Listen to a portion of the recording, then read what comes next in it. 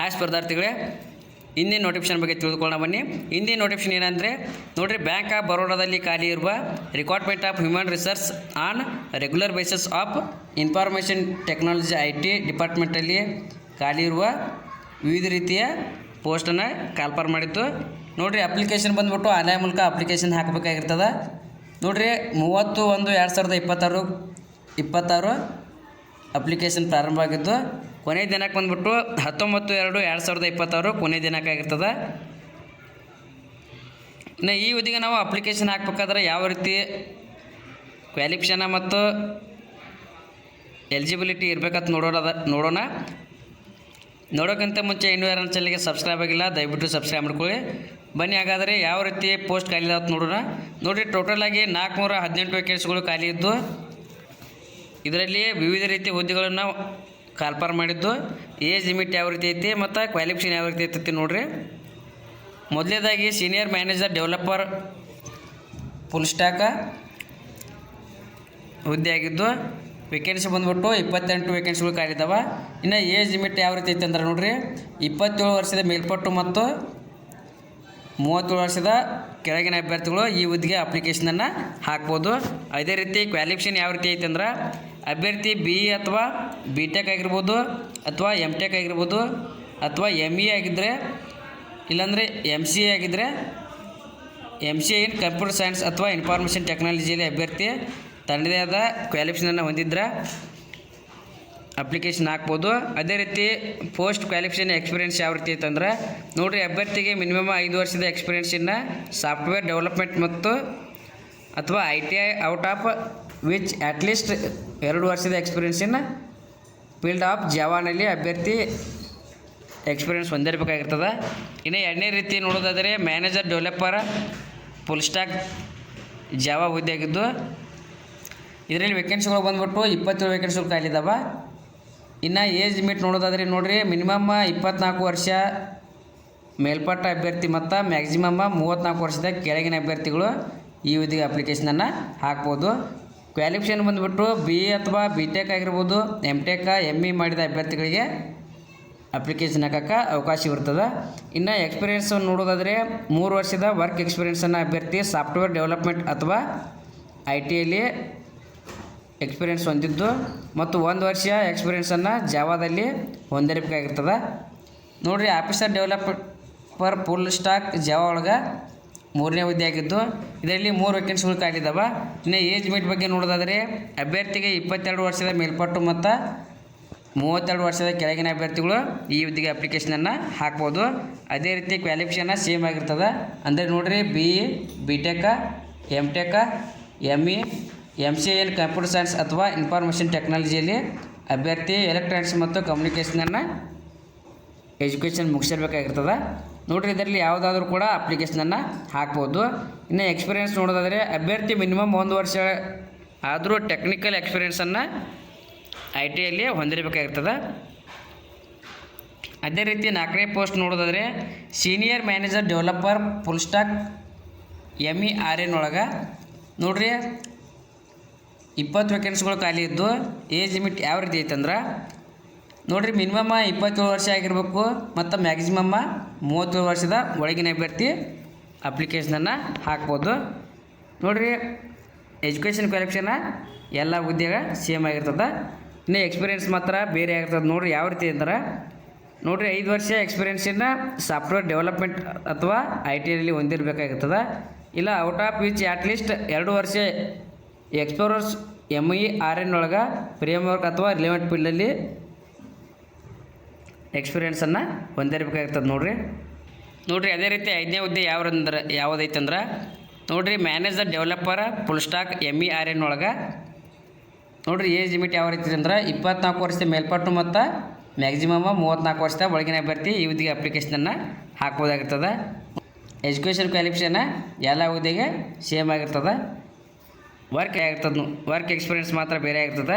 ಯಾವ ರೀತಿ ಇತ್ತಂದ್ರೆ ನೋಡಿರಿ, ವರ್ಕ್ ಎಕ್ಸ್ಪೀರಿಯೆನ್ಸನ್ನು 3 ವರ್ಷ ಆಗಿರಬೇಕು, ಇಲ್ಲಾಂದರೆ 1 ವರ್ಷ ರಿಲೆವೆಂಟ್ ಫೀಲ್ಡಲ್ಲಿ ಅಂದರೆ MERN ಫ್ರೇಮ್ವರ್ಕಲ್ಲಿ ಹೊಂದಿರಬೇಕಾಗಿರ್ತದೆ. ಅದೇ ನೋಡಿರಿ, officer developer full stack MERN ಒಳಗೆ ಅಭ್ಯರ್ಥಿಗೆ 22 ವರ್ಷ ಮೇಲ್ಪಟ್ಟು ಮತ್ತು 32 ವರ್ಷದ ಒಳಗಿನ ಅಭ್ಯರ್ಥಿ ಅಪ್ಲಿಕೇಶನ್ ಹಾಕ್ಬೋದು. ಟೋಟಲಾಗಿ 8 ಹುದ್ದೆಗಳು ಖಾಲಿ ಇದಾವೆ. ಇದರಾಗ ಎಕ್ಸ್ಪೀರಿಯೆನ್ಸ್ ಬಂದುಬಿಟ್ಟು 1 ವರ್ಷ ಟೆಕ್ನಿಕಲ್ ಎಕ್ಸ್ಪೀರಿಯೆನ್ಸ್ ಇನ್ ITನಲ್ಲಿ ಎಕ್ಸ್ಪೀರಿಯೆನ್ಸ್ ಇರಬೇಕು. ಇನ್ನು 7ನೇದಾಗಿ ನೋಡೋದಾದರೆ ಆಫೀಷಿಯಲ್ ಫುಡ್ ಇಂಜಿನಿಯರಿಂಗ್ ಅಂತೇಳಿ 11 ವೇಕೆನ್ಸಿಗಳು ಖಾಲಿ ಇದ್ದಾವೆ. ಏಜ್ ಲಿಮಿಟ ಸೇಮ್ ಆಗಿರ್ತದೆ. ಅದೇ ರೀತಿ ಮಾನಿಟರಿ ಎಕ್ಸ್ಪೀರಿಯೆನ್ಸ್ ಬಂದುಬಿಟ್ಟು 1 ವರ್ಷ ಟೆಕ್ನಿಕಲ್ ಎಕ್ಸ್ಪೀರಿಯೆನ್ಸ್ ಇನ್ ITಯಲ್ಲಿ ಇನ್ಫಾರ್ಮೇಷನ್ ಟೆಕ್ನಾಲಜಿಯಲ್ಲಿ ಹೊಂದಿರಬೇಕಾಗಿರ್ತದೆ. ಇನ್ನು ಮ್ಯಾನೇಜರ್ ಫುಡ್ ಇಂಜಿನಿಯರಿಂಗ್ ಇದರಲ್ಲಿ 24 ವೇಕೆನ್ಸಿಗಳು ಖಾಲಿ ಇದ್ದು ಏಜ್ ಲಿಮಿಟ್ ಬಂದುಬಿಟ್ಟು 24ರಿಂದ 34 ವರ್ಷದ ಅಭ್ಯರ್ಥಿ ಅಪ್ಲಿಕೇಶನನ್ನು ಹಾಕ್ಬೋದು. ಇನ್ನು ವರ್ಕ್ ಎಕ್ಸ್ಪೀರಿಯೆನ್ಸ 3 ವರ್ಷ ಟೆಕ್ನಿಕಲ್ ಎಕ್ಸ್ಪೀರಿಯೆನ್ಸನ್ನು ಹೊಂದಿರಬೇಕು. ಇಲ್ಲಾಂದರೆ 1 ವರ್ಷ ರಿಲೆವೆಂಟ್ ಫೀಲ್ಡಲ್ಲಿ ಎಕ್ಸ್ಪೀರಿಯೆನ್ಸನ್ನು ಹೊಂದಿರಬೇಕಾಗಿರ್ತದೆ. ನಾನು 9ನೇದು ಹುದ್ದೆಯಾಗಿ ನೋಡೋದಾದರೆ 4 ವೇಕೆನ್ಸಿಗಳು ಖಾಲಿ ಇದ್ದು ನೋಡಿರಿ. AR ಇಂಜಿನಿಯರಿಂಗ ಏಜ್ ಲಿಮಿಟ್ ಬಂದುಬಿಟ್ಟು 22 ವರ್ಷ ಮೇಲ್ಪಟ್ಟ 32 ವರ್ಷದ ಒಳಗಿನ ಅಭ್ಯರ್ಥಿ ಈ ಹುದ್ದೆಗೆ ಅಪ್ಲಿಕೇಶನನ್ನು ಹಾಕ್ಬೋದು.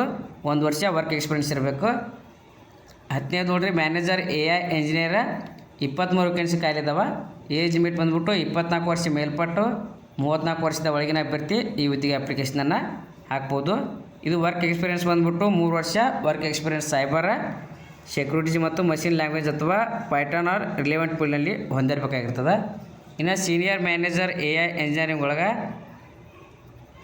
12 ವೇಕೆನ್ಸಿಗಳು ಖಾಲಿ ಇದ್ದು 27 ಮೇಲ್ಪಟ್ಟು ಮತ್ತು 37 ಒಳಗಿನ ಅಭ್ಯರ್ಥಿ ಅಪ್ಲಿಕೇಶನ್ ಹಾಕ್ಬೋದಾಗಿರ್ತದೆ. ಎಜುಕೇಷನ್ ಕ್ವಾಲಿಫಿಕೇಷನ್ BA ಅಥವಾ BTech, MTech, ME, MCA in computer science ಅಥವಾ ಇನ್ಫಾರ್ಮೇಷನ್ ಟೆಕ್ನಾಲಜಿಯಲ್ಲಿ ಹೊಂದಿರಬೇಕಾಗಿರ್ತದೆ. ನೋಡಿರಿ, ಅಭ್ಯರ್ಥಿ 5 ವರ್ಷ ಎಕ್ಸ್ಪೀರಿಯೆನ್ಸನ್ನು ಇನ್ಫಾರ್ಮೇಷನ್ ಟೆಕ್ನಾಲಜಿಯಲ್ಲಿ ಹೊಂದಿರಬೇಕು. ಅದೇ ರೀತಿ ಆಫೀಸರ್ API ಡೆವಲಪರ್ 4 ಹುದ್ದೆಗಳು ಖಾಲಿ ಇದಾವೆ. ಏಜ್ ಲಿಮಿಟ 22ರಿಂದ 32 ವರ್ಷ. ಅದೇ ರೀತಿ ಸೀನಿಯರ್ ಮ್ಯಾನೇಜರ್ API ಡೆವಲಪರ್ ಒಳಗೆ 18 ವೇಕೆನ್ಸಿ ಖಾಲಿ ಇದ್ದು ಏಜ್ ಲಿಮಿಟ್ ಬಂದುಬಿಟ್ಟು 27 ವರ್ಷದಿಂದ 37 ವರ್ಷ. ಇನ್ನು ಮ್ಯಾನೇಜರ್ ನೆಟ್ವರ್ಕ್ ಒಳಗೆ 13 ವೇಕೆನ್ಸಿ. ಆಫೀಸರ್ ನೆಟ್ವರ್ಕ್ ಒಳಗೆ ಆಫೀಸರ್ ನೆಟ್ವರ್ಕ್ ಅಡ್ಮಿನಿಸ್ಟ್ರೇಟರ್ ಒಳಗೆ 7 ವೇಕೆನ್ಸಿ ಖಾಲಿ ಇದಾವೆ. ಅದೇ ರೀತಿ ಮ್ಯಾನೇಜರ್ ಸರ್ವಿಸ್ ಅಡ್ಮಿನಿಸ್ಟ್ರೇಟರ್ ಒಳಗೆ 23 ವೇಕೆನ್ಸಿ. ಆಫೀಸರ್ ಸರ್ವರ್ ಅಡ್ಮಿನಿಸ್ಟ್ರೇಟರ್ ಒಳಗೆ 6 ವೇಕೆನ್ಸಿ ಖಾಲಿ ಇದಾವೆ. ಅದೇ ಸೀನಿಯರ್ ಮ್ಯಾನೇಜರ್ ಡಾಟಾಬೇಸ್ ಅಡ್ಮಿನಿಸ್ಟ್ರೇಟರ್ ಒಳಗೆ 3 ವೇಕೆನ್ಸಿ ಖಾಲಿ ಇದಾವೆ. ಏಜ್ ಲಿಮಿಟ 27ರಿಂದ 37 ವರ್ಷ. 5 ವರ್ಷ ವರ್ಕ್ ಎಕ್ಸ್ಪೀರಿಯೆನ್ಸ್ ಇರಬೇಕು. ಇಲ್ಲಾಂದರೆ 2 ವರ್ಷ ಆದರೂ ರಿಲಿವೆಂಟ್ ಫೀಲ್ಡ್ನಲ್ಲಿ ಅಭ್ಯರ್ಥಿ ಡಾಟಾಬೇಸ್ ಒಳಗೆ ಎಕ್ಸ್ಪೀರಿಯೆನ್ಸನ್ನು ಹೊಂದಿರಬೇಕು. ಅದೇ ರೀತಿ 19ನೇದು ಸೀನಿಯರ್ ಮ್ಯಾನೇಜರ್ ಡಾಟಾಬೇಸ್ ಅಡ್ಮಿನಿಸ್ಟ್ರೇಟಿವ್ ಒಳಗೆ 13 ವೇಕೆನ್ಸಿ. ಇನ್ನು ಏಜ್ ಲಿಮಿಟ್ ಬಂದುಬಿಟ್ಟು ಮಿನಿಮಮ್ 27, ಮ್ಯಾಕ್ಸಿಮಮ್ಮ 37 ವರ್ಷದ ಒಳಗಿನ ಅಭ್ಯರ್ಥಿ ಅಪ್ಲಿಕೇಶನ್ ಹಾಕಬೇಕಾಗಿರ್ತದೆ. 27 ಮ್ಯಾನೇಜರ್ ಡಾಟಾಬೇಸ್ ಅಡ್ಮಿನಿಸ್ಟ್ರೇಟಿವ್ ಒಳಗೆ 16 ವೇಕೆನ್ಸಿ ಖಾಲಿ ಇದಾವೆ. ಏಜ್ ಲಿಮಿಟ್ ಬಂದುಬಿಟ್ಟು 24ರಿಂದ 34 ಒಳಗಿನ ಅಭ್ಯರ್ಥಿ ಅಪ್ಲಿಕೇಶನನ್ನು ಹಾಕ್ಬೋದು.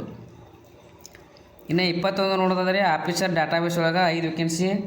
ಸೀನಿಯರ್ ಮ್ಯಾನೇಜರ್ ಡಾಟಾ ಸೈಂಟಿಸ್ಟ್ ಒಳಗೆ 4 vacancy. Manager data scientist 9. Senior manager data engineer 5 vacancy. ಅದೇ ರೀತಿ ಮ್ಯಾನೇಜರ್ ಡಾಟಾ ಇಂಜಿನಿಯರ್ ಒಳಗೆ 8 ವೇಕೆನ್ಸಿ ಖಾಲಿ. ಆಫೀಸರ್ ಡಾಟಾ ಇಂಜಿನಿಯರ್ ಒಳಗೆ 3 ವೇಕೆನ್ಸಿ. ಆಫೀಸರ್ ಪಿನಾಕ್ ಡೆವಲಪರ್ ಒಳಗೆ 5 ವೇಕೆನ್ಸಿ. ಮ್ಯಾನೇಜರ್ ಪಿನಾಕ್ ಡೆವಲಪರ್ ಒಳಗೆ 19. ಸೀನಿಯರ್ ಮ್ಯಾನೇಜರ್ ಒಳಗೆ 8 ವೇಕೆನ್ಸಿ ಖಾಲಿ ಇದ್ದು ನೋಡಿರಿ. ಟೋಟಲಾಗಿ ಇನ್ಫಾರ್ಮೇಷನ್ ಟೆಕ್ನಾಲಜಿ ಒಳಗೆ 418 ವೇಕೆನ್ಸಿಗಳು ಈಗ ಹೊಸದಾಗಿ ಕನ್ಫರ್ಮ್ ಆಗಿದ್ದು ಅರ್ಹ ಅಭ್ಯರ್ಥಿಗಳು ಅಪ್ಲಿಕೇಶನನ್ನು ಹಾಕ್ಬೋದಾಗಿರ್ತದೆ. ನೋಡಿರಿ, ಇನ್ನು ಕ್ಯಾಟಗರಿ ವೈಸ್ ಯಾವ ರೀತಿ ಪೋಸ್ಟ್ಗಳನ್ನ ಹಂಚಿಕೆ ಮಾಡಲಾಗಿದೆ ಅಂದ್ರೆ ನೋಡಿರಿ, SC ಅಭ್ಯರ್ಥಿಗಳಿಗೆ 58 ಪೋಸ್ಟ್ ಅದಾವೆ. ಇನ್ನು ST ಅವರಿಗೆ 13 ಪೋಸ್ಟ. ಇನ್ನು OBCಗೆ 115, EWS 36. ಇನ್ನು UR ಕ್ಯಾಂಡಿಡೇಟ್ಗೆ 196 ಹುದ್ದೆಗಳು ಖಾಲಿ ಇದಾವೆ. ಅಂದರೆ ಟೋಟಲಾಗಿ 418 ಒಳಗೆ ಕ್ಯಾಟಗರಿ ವೈಸ ಈ ರೀತಿ ಹಂಚಿಕೆ ಮಾಡಲಾಗಿದೆ. ಇನ್ನು ಅಪ್ಲಿಕೇಶನ್ ಹಾಕ್ಬೇಕಂದ್ರೆ ಅಪ್ಲಿಕೇಶನ್ ಫೀ ಯಾವ ರೀತಿ ಐತಪ್ಪ ಅಂದ್ರೆ ನೋಡಿರಿ, ಮೊದಲೇದಾಗಿ EWS OBC ಜನರಲ್ ಅಭ್ಯರ್ಥಿಗಳಿಗೆ 850 ರೂಪಾಯಿ ಅಪ್ಲಿಕೇಶನ್ ಫೀ ಆಗಿರ್ತದೆ. ಅದೇ ರೀತಿ SC ST PWBD ex service man ಮತ್ತು ವುಮೆನ್ ಕ್ಯಾಂಡಿಡೇಟ್ಗೆ 175 ಅಪ್ಲಿಕೇಶನ್ ಫೀ ಆಗಿರ್ತದೆ. ಇದನ್ನು ನೀವು ಅಪ್ಲಿಕೇಶನ್ ಫೀಯನ್ನು ಆನ್ಲೈನ್ ಮೂಲಕ ಪೇಡ್ ಮಾಡ್ಬೋದಾಗಿರ್ತದೆ. ಇನ್ನು ಈ ಹುದ್ದೆಗೆ ಸ್ಯಾಲ್ರಿ ಯಾವ ರೀತಿ ಸಿಗ್ಬೋದು ಅಂದ್ರೆ ನೋಡಿರಿ, 48,480ರಿಂದ 1,05,280ವರೆಗೂ ಈ ಹುದ್ದೆಯಲ್ಲಿ ಸ್ಯಾಲ್ರಿಗಳು ಇರ್ತವೆ. ಅಂದರೆ ಪೋಸ್ಟ್ ವೈಸ ಬೇರೆ ಬೇರೆ ರೀತಿಯ ಸ್ಯಾಲ್ರಿಯನ್ನು ಇರ್ತದೆ ನೋಡಿರಿ. ಇನ್ನು ಅಭ್ಯರ್ಥಿಯ ಸಿಲೆಕ್ಷನ್ ಪ್ರೊಸೆಸ್ ಯಾವ ರೀತಿ ಇರುತ್ತಂದ್ರೆ ನೋಡಿರಿ, ಆನ್ಲೈನ್ ಟೆಸ್ಟ್ ಇರುತ್ತೆ. ಆನ್ಲೈನ್ ಟೆಸ್ಟ್ನಲ್ಲಿ ಯಾವ್ಯಾವ ರೀತಿ ಸಬ್ಜೆಕ್ಟ್ ಇರ್ತಾವೆ ನೋಡಿರಿ, ರೀಸನಿಂಗ್ ಇರ್ತಾ 25 ಕ್ವಶನ್ಸ 25 ಮಾರ್ಕ್ಸ್ ಇರ್ತವೆ. ಅದೇ ರೀತಿ ಇಂಗ್ಲೀಷ್ ಲ್ಯಾಂಗ್ವೇಜ 25 ಕ್ವಶನ್ಸ 25 ಮಾರ್ಕ್ಸ್ ಇರುತ್ತೆ. ಇನ್ನು ಕ್ವಾಂಟಿಟಿ ಆಪ್ಟಿಟ್ಯೂಡ್ ಬಂದುಬಿಟ್ಟು 25 ಕ್ವಶನ್ಸ 25 ಮಾರ್ಕ್ಸ. ಅದೇ ರೀತಿ ಪ್ರೊಫೆಷನ್ಸಲ್ ನಾಲೆಜ್ ಬಂದುಬಿಟ್ಟು 75 ಕ್ವಶನ್ಸ 150 ಮಾರ್ಕ್ಸ್ ಇರುತ್ತೆ. ಅಂದರೆ ಟೋಟಲಾಗಿ ಇದು 150 ಕ್ವಶನ್ಸನ್ನು ಒಳಗೊಂಡಿದ್ದು 225 ಮ್ಯಾಕ್ಸಿಮಮ್ ಮಾರ್ಕ್ಸ್ ಇರ್ತವೆ.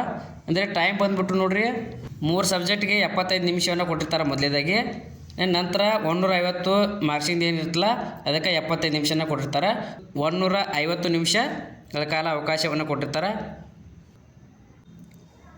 ಎಕ್ಸಾಮ್ ಸೆಂಟ್ರ ಒಂದೈತೆ ನೋಡಿರಿ ಕರ್ನಾಟಕದಾಗ, ಬೆಂಗಳೂರು ಮಾತ್ರ ಎಕ್ಸಾಮ್ ಸೆಂಟ್ರನ್ನ ನೀಡಿದ್ದಾರೆ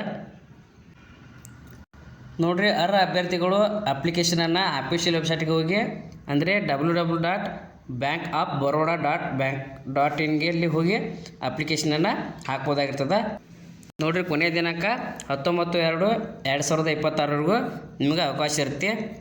ಥ್ಯಾಂಕ್ ಯು. ಇನ್ನೂ ಯಾರು ನನ್ನ ಚಾನಲ್ಗೆ ಸಬ್ಸ್ಕ್ರೈಬ್ ಆಗಿಲ್ಲ ದಯವಿಟ್ಟು ಸಬ್ಸ್ಕ್ರೈಬ್ ಮಾಡ್ಕೊಳ್ಳಿ. ಮುಂದೆ ಯಾವುದೇ ಜಾಬ್ ಬಗ್ಗೆ ನಾನು ತಿಳಿಸಿದಾಗ ನಿಮಗೆ ನೋಟಿಫಿಕೇಶನ್ ಮೂಲಕ ತಿಳಿದು ಬರುತ್ತದೆ.